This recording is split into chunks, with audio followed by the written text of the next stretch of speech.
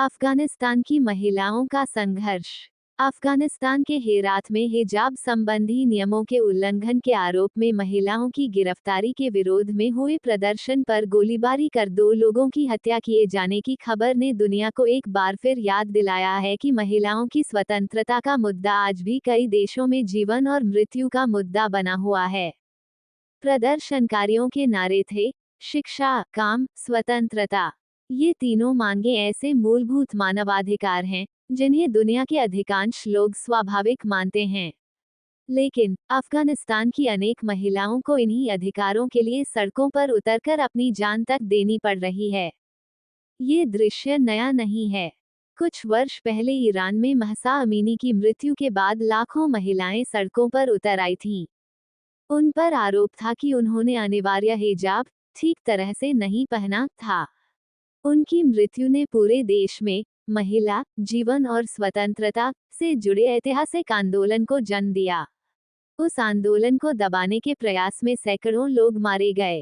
अफगानिस्तान व ईरान की राजनीतिक व्यवस्थाएं एक जैसी नहीं हैं, पर दोनों मामलों में एक समानता स्पष्ट दिखाई देती है। महिलाओं के पहनावे को राज्य के नियंत्रण का विषय बना दिया गया है। जब राज्य किसी वयस्क महिला को ये बताने लगे कि उसे क्या पहनना चाहिए, तब आमतौर पर शिक्षा, रोजगार, अभिव्यक्ति की स्वतंत्रता और नागरिक अधिकार भी धीरे धीरे सीमित होने लगते हैं। अफगानिस्तान में तालिबान के सत्ता में लौटने के बाद लड़कियों की माध्यमिक और उच्च शिक्षा लगभग पूरी तरह बंद कर दी गई है। अनेक कार्यक्षेत्रों में महिलाओं के काम करने पर प्रतिबंध लगाया गया है और सार्वजनिक जीवन में उनकी उपस्थिति सीमित कर दी गई है। संयुक्त राष्ट्र, मानवाधिकार संगठनों और अंतर्राष्ट्रीय न्यायालयों ने बार बार इन नीतियों की आलोचना की है। लेकिन इस कहानी का एक दूसरा पक्ष भी है। वो है महिलाओं का प्रतिरोध। ईरान की तरह अफगानिस्तान की सड़कों पर और दुनिया के विभिन्न हिस्सों में मुस्लिम महिलाओं का एक वर्ग ये कह रहा है कि हम अपने जीवन के बारे में निर्णय स्वयं लेंगे। हम शिक्षा, आत्मनिर्भरता और स्वतंत्रता चाहते हैं। उन्होंने ये दिखा दिया है कि महिलाओं का अपना संघर्ष ही दरअसल बदलाव की सबसे शक्तिशाली प्रेरक शक्ति है। स्त्री विरोध, भेदभाव और हिंसा के विरुद्ध महिलाओं को सबसे सशक्त आवाज बनकर उभरना होगा।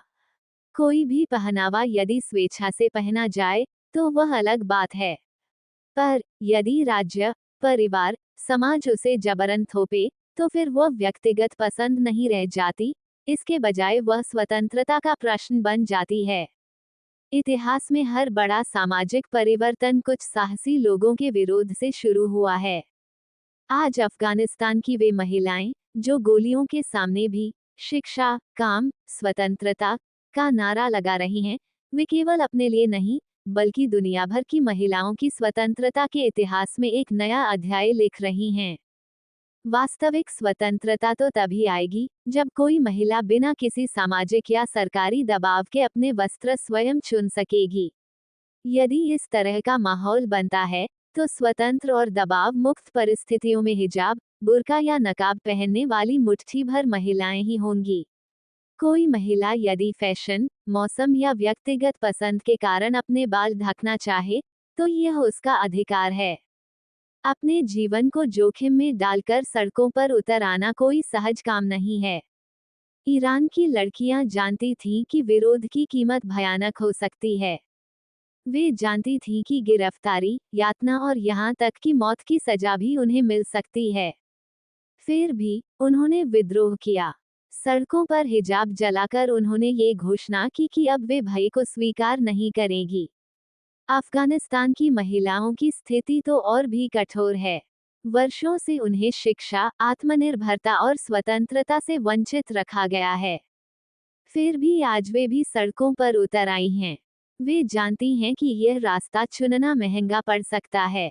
अफगानिस्तान जैसे गहरे स्त्री विरोधी और दमनकारी वातावरण में किसी महिला का विरोध केवल एक महिला का विरोध नहीं होता, बल्कि वह लाखों महिलाओं की आवाज बन जाता है।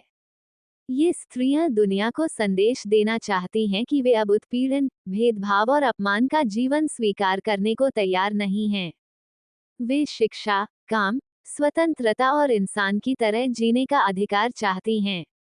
अफगानिस्तान और ईरान की सड़कों पर खड़ी होकर अपने अधिकारों की मांग करने वाली महिलाएं आने वाली पीढ़ियों के लिए भी एक स्वतंत्र और समान अधिकारों वाले समाज का सपना गढ़ रही हैं। शिक्षा, काम और स्वतंत्रता की मांग के लिए जिन्होंने अपने जीवन को जोखिम में डालकर सड़कों पर उतरने का साहस दिखाया है। जिस देश में महिलाओं की आवाज दबाने का प्रयास किया जाता है, वहां विरोध करना असाधारण साहस का परिचायक है। किसी भी राज्य, सरकार को यह अधिकार नहीं है कि वो लोगों के मूलभूत अधिकारों की मांग का उत्तर गोलियों से दे। शिक्षा, काम और स्वतंत्रता मांगना अपराध नहीं है, बल्कि उस मांग को कुचलने के लिए क्रूरता और बर्बरता का सहारा लेना अपराध है। अफगानिस्तान की सड़कों पर खड़े होकर आज जो लोग शिक्षा, काम, स्वतंत्रता का नारा लगा रहे हैं, वे केवल अपने अधिकारों के लिए नहीं लड़ रहे हैं।